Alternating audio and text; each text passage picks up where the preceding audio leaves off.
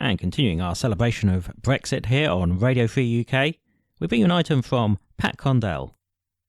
He doesn't produce content specifically for us, but he's given us permission to use his material, so he's quite regularly included. This is entitled, We Saved Our Democracy. Over to Pat.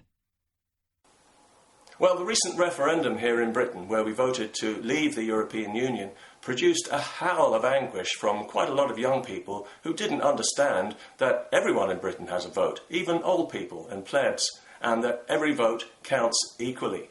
When they realised that, they were horrified. Of course, equality is just so unfair.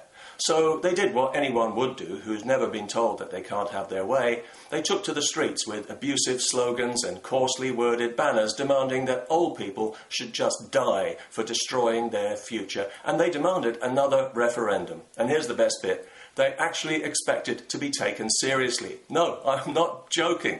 They really did. I know, it's just unbelievably shallow and selfish, but that's what they did, because that's who they are. And 2 weeks later, they are still complaining. That's right, Generation Snowflake is whining again.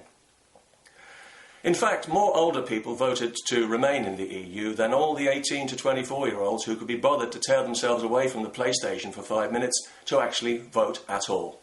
And also, plenty of young people voted to leave because, despite the best efforts of our education system, they somehow developed minds of their own. And they took the trouble to examine the EU, what it is and how it actually works, and then they sensibly voted to leave while they still could. As for the supposedly broken promise that £350 million a week that goes to the EU would now be spent on the National Health Service, the whole point is that the elected government of this country now has control over how that money is spent, whereas before it didn't, and none of it went to the NHS, but now it can. Quite a lot of it went on EU propaganda in schools and universities, which is why so many young people just blindly assume that the EU is a great idea. Maybe they should ask the young people of Southern Europe how it's working out for them. In Greece, youth unemployment is now 50%. In Spain, 45%. Italy, 40%. What about their future? Well, last year, the Greeks tried to do something about their future when they elected a new government committed to ending austerity, but they were told by the EU that they couldn't have that. So they held a referendum where they voted to insist on it, and again, they were told that they couldn't have it. And so they voted yet again, this time for EU-approved policies that will condemn a generation of Greeks to poverty and will allow their country to be asset-stripped by foreign corporations. The Greek people now know that there is no longer any point in voting in elections because whatever they vote for, they're not going to get it unless it's what they've been told to vote for. There is no choice. There is no democracy. This is the European Union, and this is why Britain voted to leave. But nobody here is pulling up a drawbridge, and that was never on the cards. Nor do we have any problem with foreigners. Again, sorry to disappoint. We're simply asserting our right to make our own laws in our own country, and not to have laws that we don't want imposed on us from outside by people we haven't elected and can't remove. That's where it begins and ends.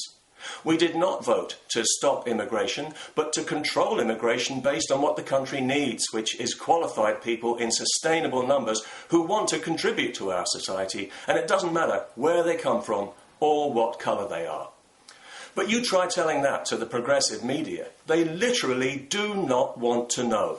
Watch the appalling Christiane Amanpour's train wreck interview with the Conservative politician Daniel Hannan on CNN, where she's so determined to make it all about race and hate that she makes an undignified fool of herself and damages the credibility of her network. Not that it was great to begin with, in fairness, but hers was just one glaring example of the kind of treatment we got from the progressive media, who were absolutely disgusted with the British people.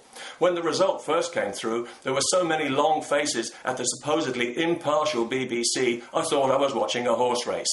And all over the Western world, media roundtables of know-nothing know-it-alls and educated idiots breezily dismissed the result and the people who voted for it as xenophobic and racist, with no attempt to address our arguments, but just as an assumption, just an automatic assumption, because that's how they always talk about people like us, and usually they get away with it because usually we're not listening. But we are listening now. Because one thing that this referendum has made very clear to a lot of ordinary, decent people in Britain is just how patronised and how despised they are by an arrogant, progressive minority that behaves like a majority as if by some kind of divine right. Well, like us or not, folks, we, the plebs, we are the people who saved democracy in Britain, and we have everything to be proud of. We are the people who kept this country free when others were prepared to sell it out for their own personal convenience. The world's media should be celebrating us, not dismissing us and damning us as if we're some kind of brutal subhuman species with no subtlety in humanity and a uniformly low IQ. We reasserted the fundamental principle that desperately needed to be reasserted, that political power derives from the people, and that politicians, however grandly they style themselves, are, in fact, our servants, not our rulers. And we defeated a cynical establishment campaign of lies and threats that had no arguments beyond transient economics, but we could see that this was far more important than that, and that fundamentals were at stake that needed to be addressed, and that this was probably our last chance to do it. So we took that chance and we saved our democracy. And indeed, just a few days after the vote took place, the European Union announced plans to eliminate all national borders in Europe and to create one single superstate with its own army, just as we had predicted. We saved our democracy from people like this, from the Euro-federalists, from the political establishment, from the globalist media, big banks and big business, all of whom conspired to try to neutralise our voice.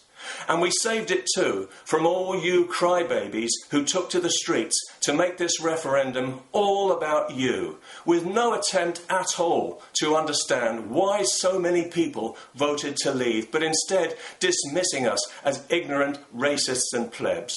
Far from destroying your precious future, you'll thank us one day when your future arrives and you finally grow up and begin to understand what you were almost conned into giving away, not just for yourselves, but for all future generations.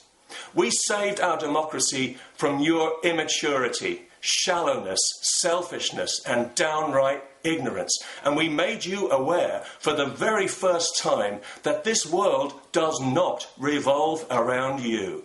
And given your hysterical, petulant reaction, if this is the harshest lesson that you pathetic inadequates ever have to learn in your miserable lives, you will be very lucky indeed. Peace.